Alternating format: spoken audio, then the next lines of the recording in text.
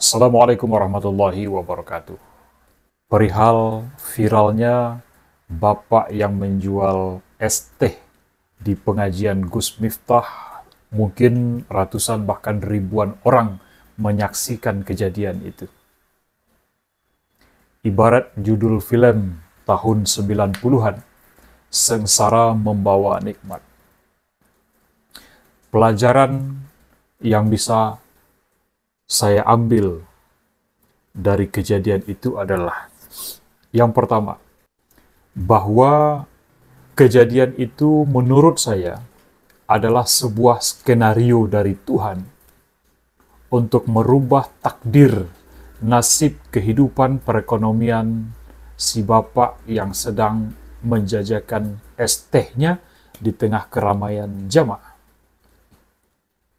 Andai saja Gus Miftah menyampaikan kata goblok pada saat mereka hanya berdua dan tanpa ada kamera, tentulah nasib tidak akan berkata seperti yang saat ini. Makanya, ketika di tengah keramaian, malu memang malu. Akan tetapi, barangkali itu adalah cara Tuhan untuk memuliakan dia di mata Tuhan. Tuhan tidak tidur. Tuhan melihat hamba-hambanya.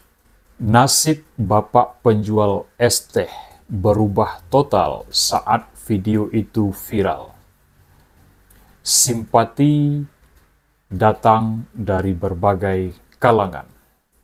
Salah satu video yang saya lihat pertama adalah ketika seorang ustadz yang sedang berada di Tanah Suci Mekah melaksanakan ibadah umroh, siap untuk memberangkatkan bapak penjual es beserta keluarga untuk diumrohkan.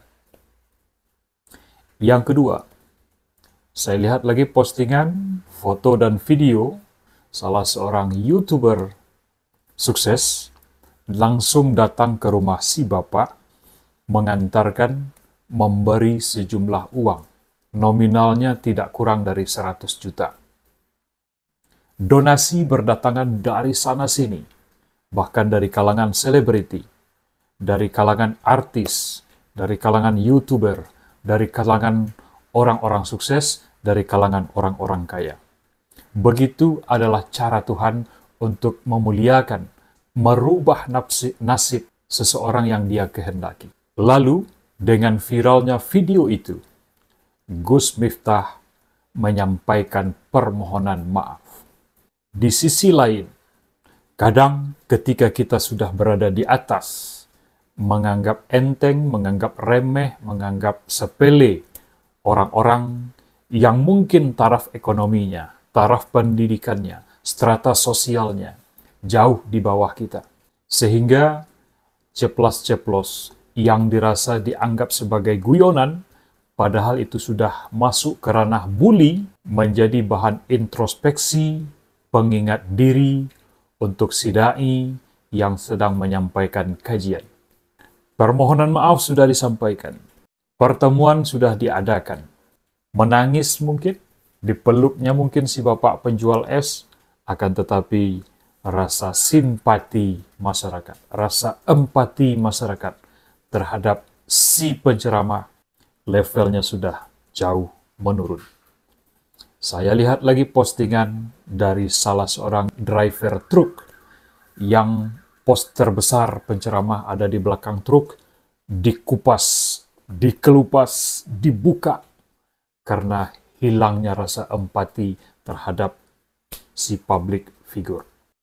Di samping si penceramah, ada lagi orang yang tertawa terbahak-bahak karena merasa lucu kejadian pada saat itu. Ini sama halnya dengan mentertawakan penderitaan orang lain. Saya lihat ekspresi bapak penjual es teh yang menahan tangisnya, menahan sedihnya, menahan ibanya, diperlakukan seperti itu di depan keramaian orang. Semua orang tertawa. Barangkali hanya beberapa orang saja yang tidak sanggup untuk tertawa pada kejadian itu. Apa salahnya sejumlah jajanan yang berada di atas kepala yang dibawa oleh bapak itu diborong saja? Saya rasa jumlahnya tidak lebih dari Rp150.000 kalau diuangkan. Lalu beredar lagi video lama dari seorang da'i kondang, Ustaz Abdul Somad, yang ketika beliau melaksanakan tablik akbar di lapangan terbuka, di siang hari, di terik matahari di salah satu tempat, ada seorang ibu-ibu penjajah es yang sisa dagangannya tersisa 3 porsi lagi.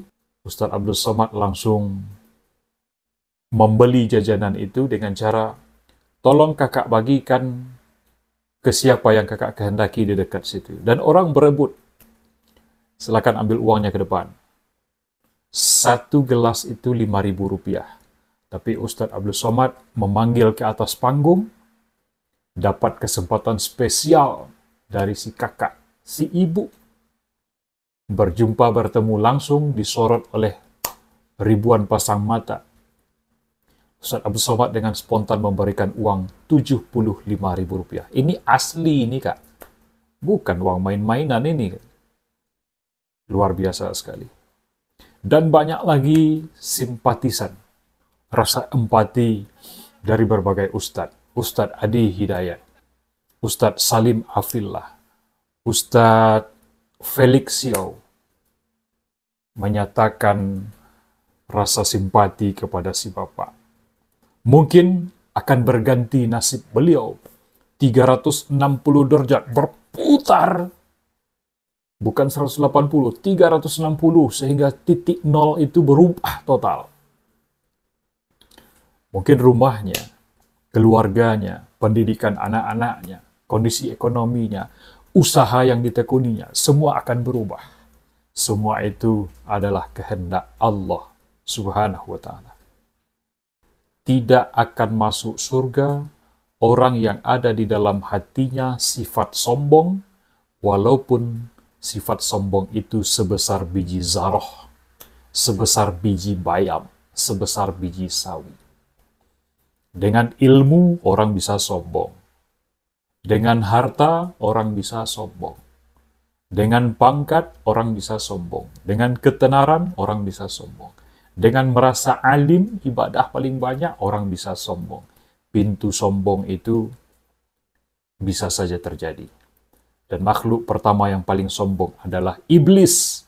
Ketika disuruh sujud kepada Adam, dia membangkang kepada Allah. Karena merasa lebih hebat, merasa lebih mulia, merasa lebih agung dibandingkan makhluk yang lain.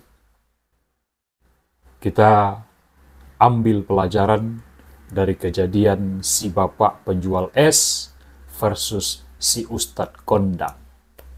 Hati-hati mengucapkan kalimat, apalagi kalimat itu adalah di depan orang keramaian.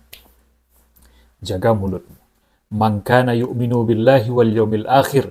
Siapa yang beriman kepada Allah dan hari akhir, falyakul khairan aw liyasmut. Hendak dia berkata baik, kalau tidak bisa, lebih baik diam. Terima kasih. Sampai jumpa pada video berikutnya. Assalamualaikum warahmatullahi wabarakatuh.